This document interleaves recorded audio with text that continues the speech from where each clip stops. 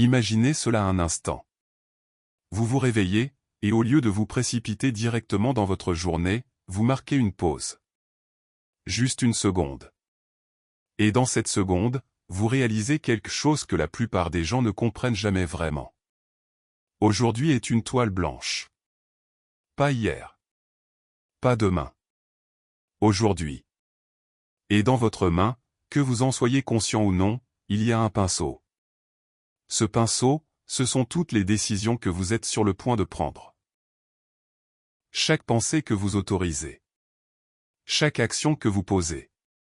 Chaque réaction que vous choisissez. Chaque mot que vous prononcez. Chaque habitude que vous renforcez. Vous êtes en train de peindre quelque chose. La question n'est pas de savoir si vous peignez votre vie. La question est, qu'êtes-vous en train de peindre? Parce que la plupart des gens traversent la vie en peignant inconsciemment le même tableau encore et encore. Les mêmes habitudes. Le même état d'esprit. Les mêmes excuses. Les mêmes routines. Les mêmes résultats.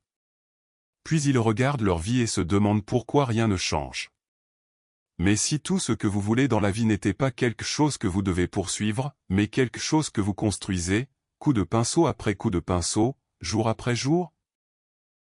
Et si vous voulez plus de réflexions puissantes comme celle-ci, capables de transformer réellement votre vie, assurez-vous de vous abonner, de liker et de commenter, car pour chaque nouvel abonné et chaque commentaire, nous donnons 10 $ à une œuvre caritative pour soutenir les personnes touchées par les catastrophes naturelles et les conflits en cours. Maintenant, entrons dans quelque chose qui peut complètement changer votre manière de voir votre vie. On vous a appris toute votre vie à chercher les grands moments. Les grandes opportunités.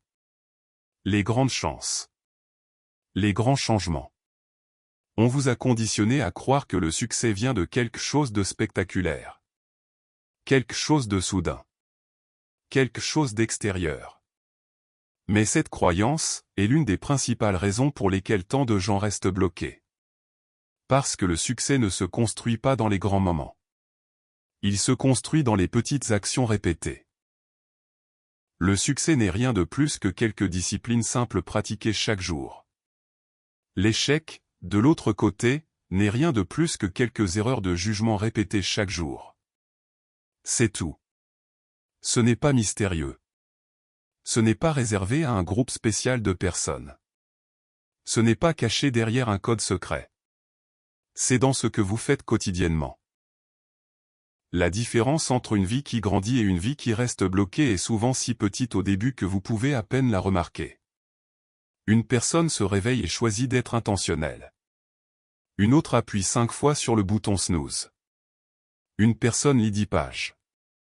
Une autre fait défiler son téléphone sans fin. Une personne choisit la patience. Une autre réagit avec émotion. Une personne économise une petite somme. Une autre dépense sans réfléchir. Une personne va jusqu'au bout. Une autre commence puis abandonne. Au début, il n'y a pas de différence spectaculaire. Mais avec le temps, tout change. Parce que les petites actions s'accumulent. Et c'est là que la vraie transformation se produit. Alors, si vous voulez vraiment changer votre vie, vous n'avez pas besoin de tout bouleverser du jour au lendemain. Vous avez besoin d'une amélioration quotidienne. Dans les bons domaines. Avec constance. Et l'un des domaines les plus importants que vous devez améliorer chaque jour, c'est votre attitude. Votre attitude n'est pas simplement une humeur. Ce n'est pas seulement ce que vous ressentez sur le moment. C'est le filtre à travers lequel vous vivez la vie. Elle façonne la manière dont vous interprétez les situations. Elle détermine la manière dont vous répondez aux défis. Elle influence la façon dont les gens vous perçoivent. Elle affecte l'énergie que vous apportez dans chaque environnement. Réfléchissez-y. 2 personnes peuvent faire face exactement à la même situation. Le même problème. La même pression. Les mêmes circonstances. L'une y voit une opportunité de grandir. L'autre y voit la preuve que la vie est injuste. Même situation. Expérience totalement différente.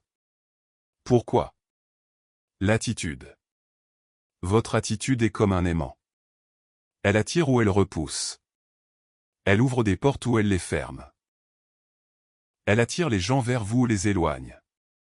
Les gens sont naturellement attirés par ceux qui portent une énergie positive, orientée vers les solutions, solide et équilibrée.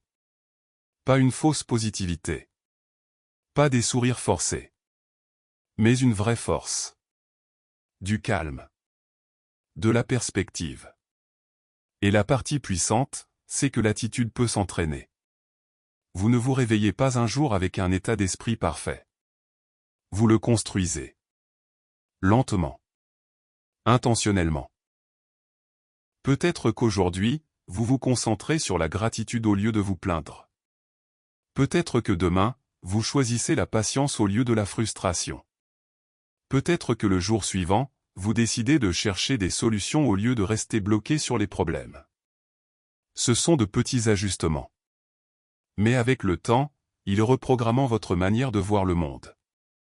Et quand vous changez votre manière de voir le monde commence à vous paraître différent. Un autre domaine que vous devez améliorer chaque jour, c'est votre communication.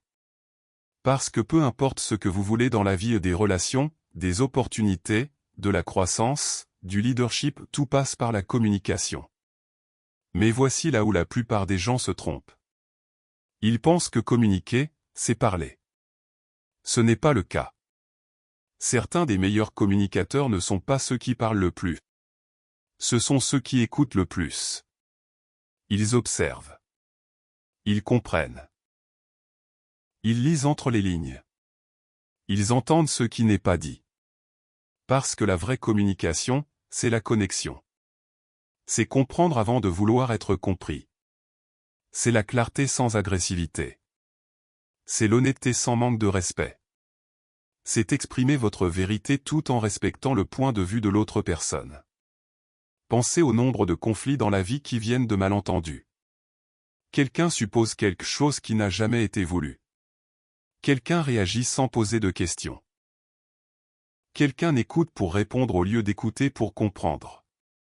Et soudain, quelque chose de petit devient quelque chose de grand. Maintenant, imaginez si vous amélioriez votre communication juste un peu chaque jour. Vous écoutez mieux. Vous parlez plus clairement. Vous marquez une pause avant de réagir. Vous posez de meilleures questions. Vous vous exprimez sans attaquer. Avec le temps, vos relations changent. Les gens vous font davantage confiance. Les gens vous respectent davantage. Les gens se sentent écoutés autour de vous. Et cela seul peut transformer votre vie. Ensuite vient l'autodiscipline. Et c'est là que la plupart des gens luttent. Parce que la discipline est inconfortable. Elle vous demande de faire ce que vous n'avez pas envie de faire. Elle vous demande de rester constant lorsque la motivation disparaît. Elle vous demande de choisir la croissance à long terme plutôt que le confort à court terme. Mais voici la vérité. Sans discipline, rien d'autre ne fonctionne. Vous pouvez avoir les meilleures idées, les intentions les plus fortes, les plus grands rêves, mais sans discipline, rien de tout cela ne devient réel. La discipline transforme l'intention en action. C'est elle qui fait le pont entre l'endroit où vous êtes et l'endroit où vous voulez aller. Et l'erreur que les gens font, c'est de croire que la discipline doit commencer en grand. Ce n'est pas vrai. Elle commence petit. Très petit. Se réveiller à l'heure que vous avez promise. Terminer ce que vous avez commencé. Dire non quand vous en avez besoin. Restez concentré juste un peu plus longtemps. Chaque fois que vous allez jusqu'au bout, vous construisez la confiance en vous-même. Et cette confiance devient une force. Parce qu'une fois que vous vous faites confiance, vous avancez différemment. Vous arrêtez de négocier avec vos excuses. Vous arrêtez de briser vos propres promesses. Vous commencez à devenir quelqu'un qui fait ce qu'il dit. Et ce changement d'identité change tout. Un autre domaine crucial, c'est votre état d'esprit. Votre état d'esprit détermine ce que vous croyez possible.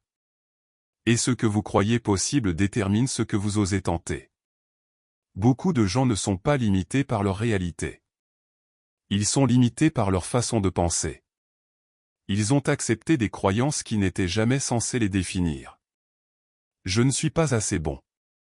J'échoue toujours. Je ne peux pas faire ça. Je ne suis pas comme eux. Mais ce ne sont pas des faits. Ce sont des schémas de pensée. Et les schémas peuvent être changés. Améliorer votre état d'esprit signifie remettre ces pensées en question. Les remplacer. Les réécrire. Pas avec une positivité aveugle, mais avec une mentalité de croissance. J'apprends. Je m'améliore. Je construis. Je deviens. Parce que la manière dont vous vous parlez compte plus que vous ne l'imaginez. Vous portez cette voix partout avec vous. Et si cette voix vous rabaisse constamment, doute de vous, vous limite, vous vivrez plus petit que ce dont vous êtes capable. Mais si cette voix commence à vous soutenir, à vous guider, à vous renforcer, vous commencez à vous élever. Ensuite vient la gestion du temps. Et c'est là que beaucoup de gens perdent le contrôle de leur vie sans même s'en rendre compte. Pas parce qu'ils n'ont pas assez de temps, mais parce qu'ils ne gèrent pas le temps qu'ils ont. Être occupé n'est pas la même chose qu'être productif. Vous pouvez remplir toute votre journée d'activité et ne rien accomplir de vraiment important. La gestion du temps, c'est une question de priorité. C'est décider ce qui compte vraiment, et donner votre énergie à cela. Tout ne mérite pas votre attention. Tout ne mérite pas votre temps. Chaque fois que vous dites oui à quelque chose d'insignifiant, vous dites non à quelque chose d'important. Donc améliorer votre temps signifie devenir plus intentionnel. Planifiez votre journée. Vous concentrez sur ce qui vous fait avancer. Éliminez les distractions. Protégez votre énergie. Même de petites améliorations dans ce domaine peuvent créer des résultats massifs. Parce que le temps, lorsqu'il est bien utilisé, se multiplie. Ensuite vient votre connaissance. Parce que si vous n'apprenez pas, vous restez le même. Et dans un monde qui évolue constamment, rester le même, c'est prendre du retard. La connaissance élargit votre perspective. Elle aiguise votre pensée. Elle augmente votre valeur. Mais voici la clé, apprendre n'est pas passif. C'est actif. Il ne s'agit pas seulement de consommer de l'information. Il s'agit de l'appliquer. Lire une page et y réfléchir profondément est plus puissant que lire 10 pages sans réfléchir. Écouter une leçon et l'appliquer est plus puissant que consommer des heures de contenu sans action. Alors chaque jour, apprenez quelque chose. Appliquez quelque chose. Grandissez un peu. Parce qu'avec le temps, cette croissance se transforme en sagesse. Et la sagesse ouvre des portes que l'effort seul ne peut pas ouvrir.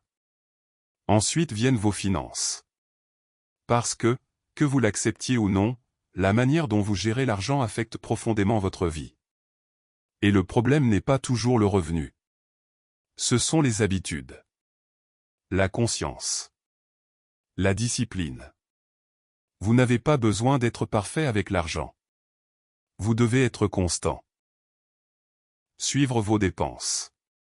Faire de meilleurs choix. Économiser un peu. Investir avec sagesse. Ce sont de petites actions. Mais répétez chaque jour, elles changent votre avenir. Parce que la liberté financière ne se construit pas du jour au lendemain. Elle se construit décision après décision. Puis vient le développement personnel. Et c'est la base de tout. Parce que votre vie ne peut pas grandir au-delà de la personne que vous êtes. Si vous voulez plus, vous devez devenir plus. Plus conscient. Plus discipliné. Plus concentré. Plus intelligent émotionnellement. Plus intentionnel. Le développement personnel ne consiste pas à devenir parfait. Il consiste à devenir meilleur. Chaque jour. De petites façons. Réfléchir. Ajuster. Apprendre. Laisser partir ce qui ne vous sert plus. Construire ce qui vous fait avancer. Puis il y a le but. Et le but donne une direction à tout le reste. Sans but, vous pouvez accomplir des choses et pourtant vous sentir vide. Parce que le but n'est pas une question de réussite. C'est une question de sens. C'est savoir pourquoi vous faites ce que vous faites. Et le but n'est pas toujours quelque chose que l'on trouve instantanément. C'est quelque chose que l'on construit. Par la réflexion. Par l'action. Par la croissance. En servant quelque chose de plus grand que soi. Et enfin, la gratitude. La gratitude déplace votre attention. De ce qui manque vers ce qui est présent. De la rareté vers l'abondance. Du stress vers la perspective. Et lorsque vous vivez dans la gratitude, vous n'ignorez pas les problèmes, vous ne les laissez simplement pas définir toute votre réalité. Vous voyez plus clairement. Vous vous sentez plus ancré. Vous avancez avec plus de paix. Et avec le temps, cela change votre manière de vivre la vie. Maintenant, prenez du recul un instant. Regardez tous ces domaines. Votre attitude. Votre communication. Votre discipline. Votre état d'esprit. Votre temps. Votre connaissance. Vos finances. Votre croissance personnelle. Votre but. Votre gratitude. Imaginez améliorer chacun d'eux, juste un peu, chaque jour. Pas parfaitement. Juste avec constance. À quoi ressemblerait votre vie dans un an? Parce que c'est ainsi que la vraie transformation se produit. Pas dans un seul grand moment. Mais dans des milliers de petits moments. Alors la vraie question n'est pas « Comment changer ma vie du jour au lendemain ?» La vraie question est « Qu'est-ce que je vais améliorer aujourd'hui ?» Parce qu'aujourd'hui est votre toile. Et vos choix sont votre pinceau. Alors peignez quelque chose qui mérite de devenir votre vie.